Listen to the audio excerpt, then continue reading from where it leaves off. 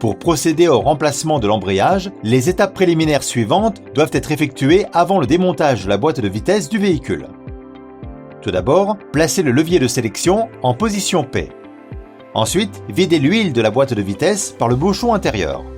Une fois les étapes ci-dessus effectuées, la boîte de vitesse du véhicule peut être retirée. La première étape consiste à retirer l'anneau du couvercle à l'aide d'un tournevis.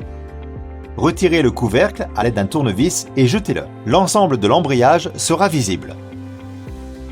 Utilisez l'outil spécial pour fixer l'ensemble de l'embrayage et chercher la marque d'engagement de l'embrayage.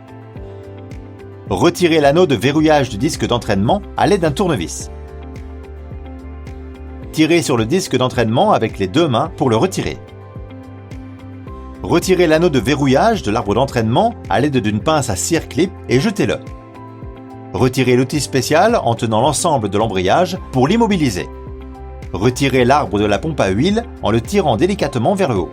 Tirez délicatement sur l'embrayage à la main pour éviter que le couvercle ne se détache. Le jeu de montage du nouvel ensemble d'embrayage doit contenir l'anneau de verrouillage du disque d'entraînement, le bouchon de fermeture, les anneaux de sécurité pour l'arbre de transmission de différentes largeurs et l'ensemble de l'embrayage. Vérifiez que le disque d'entraînement est correctement placé dans le nouvel ensemble d'embrayage. Vérifiez que les 4 segments de verrouillage tournent librement et que leurs rainures ne sont pas dans la même position car cela entraînerait une perte de pression d'huile. Vérifiez que l'embrayage a une marque sur le couvercle par rapport au carter, sinon utilisez un marqueur. Avec l'aide d'une autre personne, placez l'outil spécifique et montez l'ensemble d'embrayage avec précaution. Pour le monter, il faut le tourner légèrement de gauche à droite en l'insérant. Retirez le vieux cire clip qui maintenait l'embrayage en place. Sortez le disque d'entraînement aussi plat que possible en prenant soin de ne pas déplacer le support de disque car cela pourrait entraîner un désalignement des disques internes de l'embrayage. Choisissez l'anneau de sécurité de l'arbre d'entraînement de 2 mm et montez-le provisoirement. Montez le comparateur à cadran avec le support magnétique, placez-le sur l'arbre d'entrée et réglez-le sur 0. Soulevez l'embrayage jusqu'à la butée supérieure et notez la valeur M1 qui est dans ce cas de 0,30 mm. Replacez le palpeur sur le support porte-disque et réglez-le sur 0. Soulevez à nouveau l'embrayage jusqu'à la butée supérieure et notez la valeur M2 qui est dans ce cas de 0,70 mm. Calculez la taille de l'anneau de l'arbre d'entraînement à l'aide de la formule suivante. Dans notre cas, elle est de 2,25 mm. Les anneaux sont fournis en mesure progressive de 0,1 mm, donc la mesure correspondante dans ce cas est de 2,30 mm. Remplacez l'anneau de 2 mm par celui calculé ci-dessus. Assemblez l'arbre de la pompe à huile en le tournant légèrement pour le bloquer en position.